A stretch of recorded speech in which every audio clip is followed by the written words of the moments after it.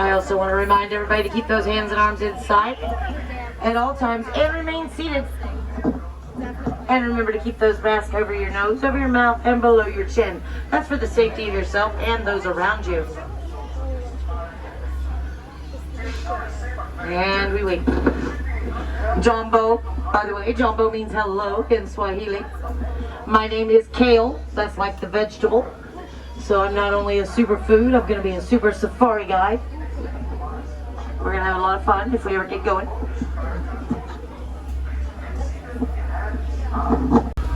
Now, if you want to take pictures or videos, feel free, but this is a bumpy ride, so hold on to those cameras and cell phones, because if it falls out, I cannot stop to get it. Same for your children. Small children can sit in your lap or on the seat next to you, but wherever they're at right now is where they need to stay. Because again, we don't want to bump them out of the truck. If by chance something, besides a child, falls out of a truck, please let me know immediately. And so that I can notify the warden and we can try and get your personal items back. But again, I cannot guarantee their condition because these are wild animals. And, well, those elephants really like to take pictures. The big feet, cameras, it doesn't work very well. Alright guys, so we're going to start off our tour here in the Little Itary Forest. Now in the Little Itary Forest, there are lots of places for animals to hide. So sometimes they can be a little hard to spot. So just keep your eyes open.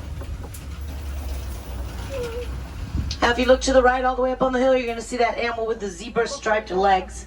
That is an okapi. Now believe it or not, he's not related to the zebra at all. He is actually the only known relative of the giraffe. He has the same skull structure and prehensile tongue. Up until 1901, he was actually thought to be a myth. Locals knew he was real, but Westerners had never seen him, so they didn't believe it. For that reason, I do hold out hope for the unicorn. He's out there somewhere. But you can imagine if somebody had come to you and said, I saw a brown animal wearing zebra pants, you'd have been like, yeah, okay. Sure you did. So I could get it. And the other day I actually got to see his prehensile tongue. He could literally lick the back of his eyeball if he wanted to. Yeah. Now coming up also on the right up on the hill, you're going to see those gray animals up there. Those are greater kudus, and those are female greater kudus. You can tell that because they have no horns. And female greater kudus like to travel together.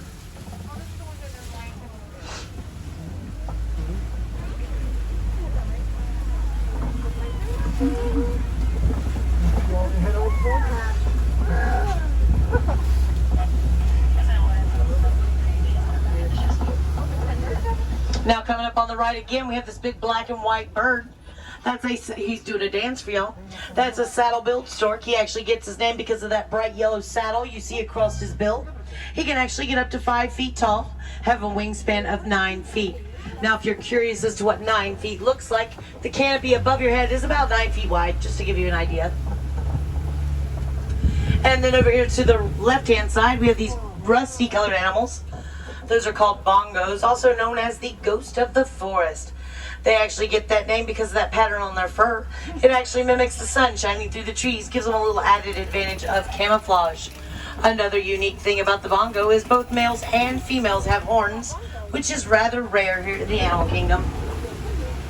Now we're going to leave the forest and we're going to enter into a little more of the wetlands. This area is actually called the Safi River. Now in the Safi River, we tend to find things like the Nile Hippopotamus. The Nile Hippopotamus will spend the majority of his daytime hours in the water in order to stay cool. Look back to the right, guys. Coming out only in the evenings to graze. What's funny about that is they spend all that time in the water, but they don't swim. They actually run or walk along the bottom of the riverbed, or they float on the top, and they can hold their breaths an impressive 8 minutes. I mean, I find it impressive for an animal that doesn't swim, right? Now, if you look over here to my left, you're going to see a group of hippos. Anybody know what a group of hippos is called? A bloat, B-L-O-A-T. So that right there, my friends, is a floating bloat of hippos. Say that 5 times real fast. Now, if you look on the island right here, you're going to see those white birds. They're actually called pink-backed pelicans. They get that name because the skin underneath those feathers is pink. During mating season, it will become a really bright pink, and you can see it through the feathers. So, pink-back pelican. Now I do want to remind everybody to keep those hands and arms inside and remain seated because we're entering into crocodile country. Now if you look over to the left, you're going to see the Nile Crocodile. And yes, those are real crocodiles. Crocodiles can actually get up to 500 pounds and they can eat half their body weight in one meal. Now they do this because they tend to not eat very often, so that one meal has to sustain them for a while. Another interesting thing about the crocodile you might not know is they are exceptionally good parents. They will actually carry their babies around in their mouths until they're big enough to defend themselves. Now I don't know about all of you, but I personally have 4 daughters, and that would have made for a very awkward 18 years. Longer for some. My youngest, she's 28. I still don't think she can defend herself. Yeah, years, not months. Now we're fixed to enter into the savannah. But before we do, I want to point out this tree over here on my right. Right there, that is a Baobab tree. And no, it is not upside down, that's its branches. It only produces leaves about 3 months out of the year in order to conserve water. It can actually hold up to 10,000 gallons of water in that trunk. That helps it and the animals on the savannah survive during times of extreme drought. For that reason, it has been given the nickname the Tree of Life.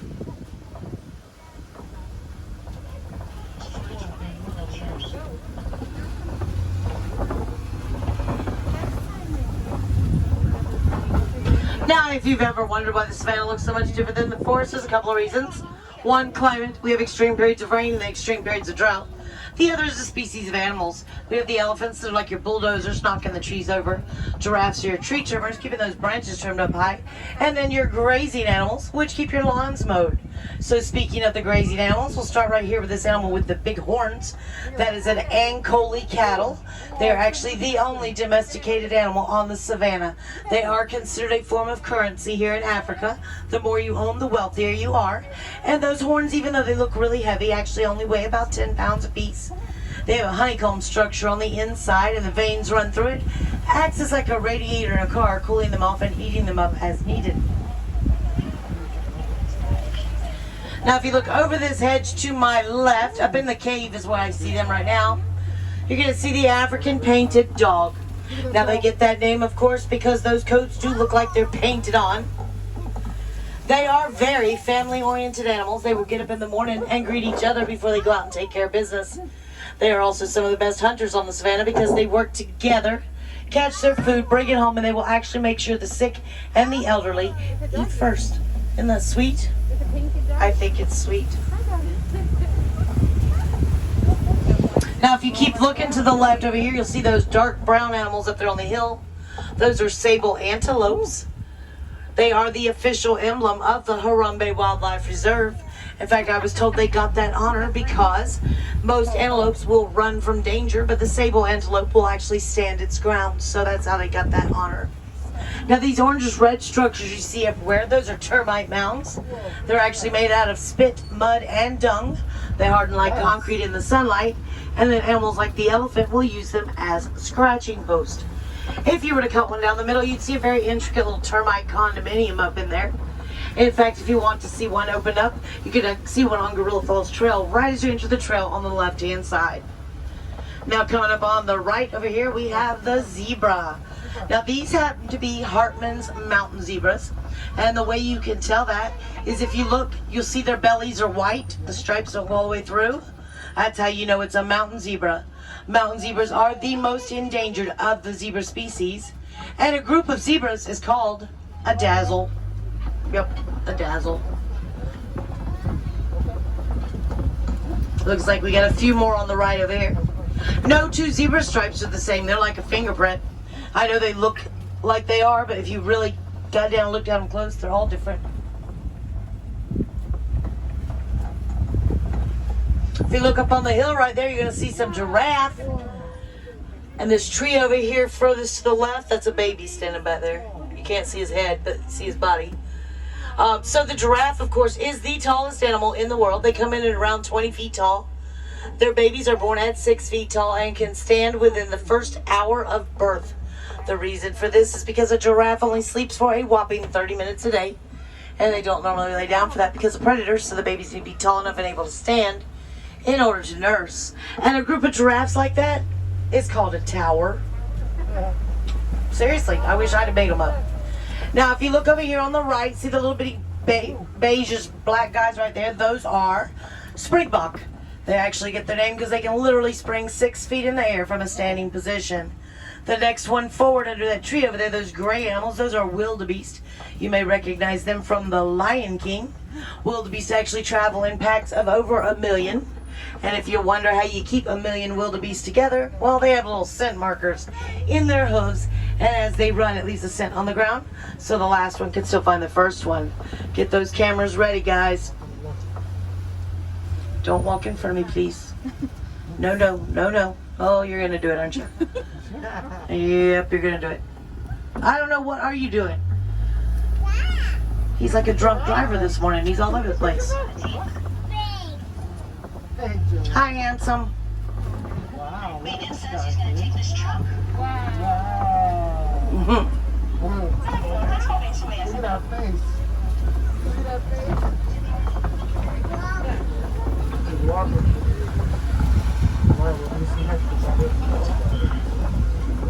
That's one of our keepers. They help take care of our animals, make sure they stay healthy and happy. They're out here right now because of the new 2 babies being on the savannah, making sure they're adapting well. All right, if you look over here to the right-hand side behind these green things, you're going to see a couple of African elephants over there.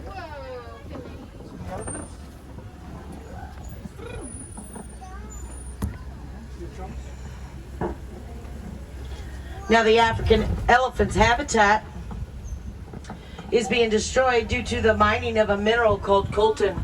Coltan can actually be found in your cell phones, laptops, tablets, and home computers. Now, I'm not going to ask you to stop using those things because I like them too. But what I am going to ask you to do is recycle them, even the broken ones, because what we've discovered is that coltan, it never goes bad. It can be reused over and over again. So simply by recycling all of those old and broken electronics, you can actually help save those habitats.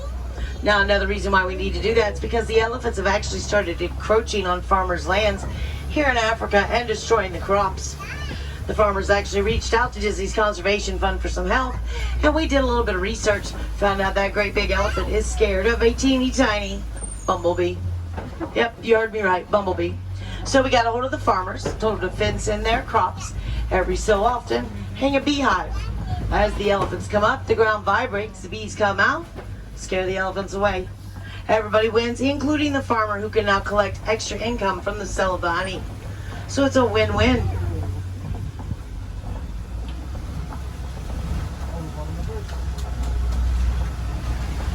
Now, if you look over to the right-hand side right up here, you're going to see some scratch marks in that red clay. So the elephants actually do that. They eat that red clay. It has minerals in it they need to survive. Looks like we got a few elephants up here around the corner. Anybody been watching the show on Disney Plus? Yes. So earlier Mac was out, so let's cross our fingers he's still up here. And if you take another safari, because you're always seeing different animals, even if you took my safari twice, it wouldn't be the same. But back there where we saw the other elephants across, we should have seen Mandrel Monkeys, but there weren't any. But if you remember the episode where they did the sonogram on the Mandrel Monkey, the baby Olive is out there. I find that cool that I got to see her sonogram and everything, and there she is. Let's see what we got here. Yes, so the big guy right there, that is Mac. If you know Mac from the show. And then the other 2 right there are the 2 that are playing, battling on the show that Mac separates.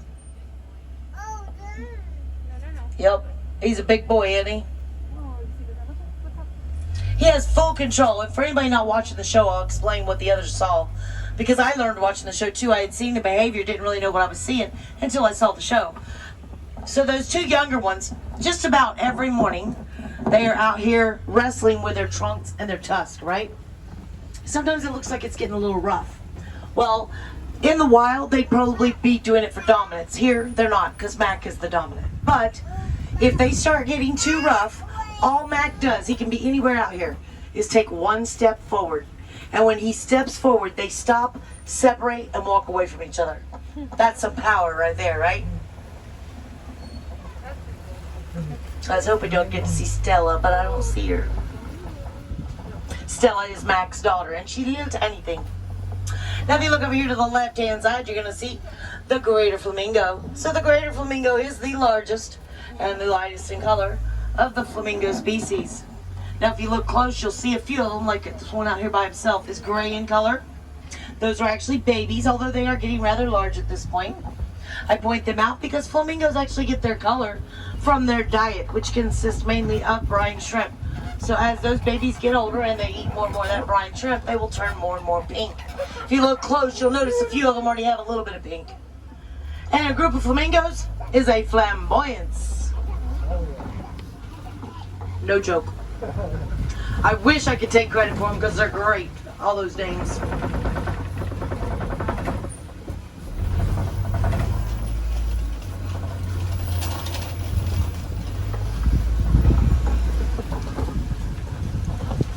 All right, guys, if you look to the left over here, those white animals, those are actually called Scimitar horned Oryx.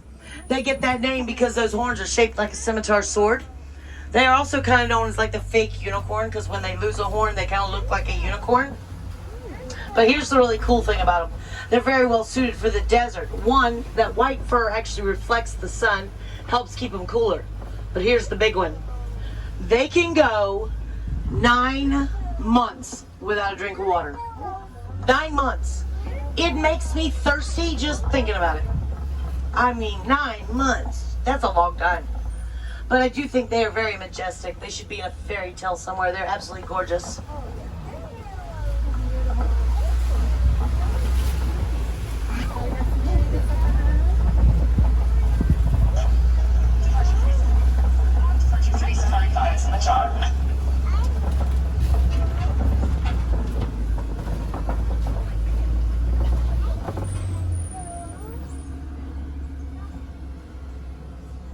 Is that them?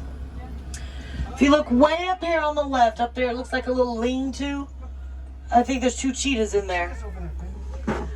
So the cheetah can go from 0 to 60 in 3 seconds. That is not a myth, that is a fact. However, they can only hold those speeds for a very short bursts. That is 2 cheetahs, right? Okay. Making sure I wasn't seeing things. I've never seen them in there before. I don't know. There's one walking. There we go. Check him out. They use that tail for balance and steering whenever they're doing that really fast running. Now up around this corner, you're going to see a rock formation. May look a little familiar to you. It is rock formations like this where the lions like to hang out. Now lions like these kind of formations because they're up high. They can survey the land for predators or dinner, you know, whatever the case may be. Lions actually sleep 16 to 20 hours a day in order to conserve energy for hunting at night. Ironically, the only ones who do the hunting are the females. The males hang back in the man cave. Before we get to the lions, if you look over to the right-hand side right there, see that brown guy laid up there? That's a Bantabak. He is actually in the same family as a wildebeest. They have that same facial structure. And don't look that way anymore because we'll get to what you see over there in a minute. Shh, we don't see them. Never happened. All right, there's Mr. Lion. Does everybody know that Simba is actually the Swahili word for lion? That's how he got his name. Ours is Dakari. I don't want to go too much past that bush. You might not be able to see his face. He's getting part of that 16 to 20 right now. He's snoozing away. But he's so handsome, isn't he? He is a handsome boy. Oh, you can see him here. There you go. Oh, and there's a female behind him. 2 of them. There's 2 laying behind him. Because he's not actually that long. Yeah, I heard that one of the females he likes, and she don't like him. And the other one likes him, and he don't like her. I'm like, well, I'm glad to know it's not just humans that have that issue. Now, if you look over to my left, you're going to see Pumbaa. So So Pumbaa, of course, is the warthog. He is related to the pig, however, I do think he's much smarter. He uses those razor-sharp tusks to dig these burrows you see down here. He'll back himself in, leave those tusks sticking out, so no predators stick their heads in. Pretty smart, right? All right, now we can check out these. Coming up on the right-hand side, we have the white rhino. Now, the white rhino is the largest of the rhino species. They come in at around 5,000 pounds. If you look close, they have a little white lip, a wide lip, not white, because they are a grazing animal, so that wide lip actually aids them in grazing. Eggs. Ostrich eggs weigh about 3 pounds apiece. They are equivalent to 2 dozen chicken eggs, and a grown man could actually stand on top of one and it would crack or break. And then coming up on the right hand side, we have the owners of those ostrich eggs, the ostrich. The ostrich, of course, is a very large yet flightless bird. However, they do use those very large wings to steer whenever they run. And contrary to popular belief, they do not bury their heads in the sand. They would not be able to breathe. And of course, my friend up here is going to dance in the road. She likes to do this to me.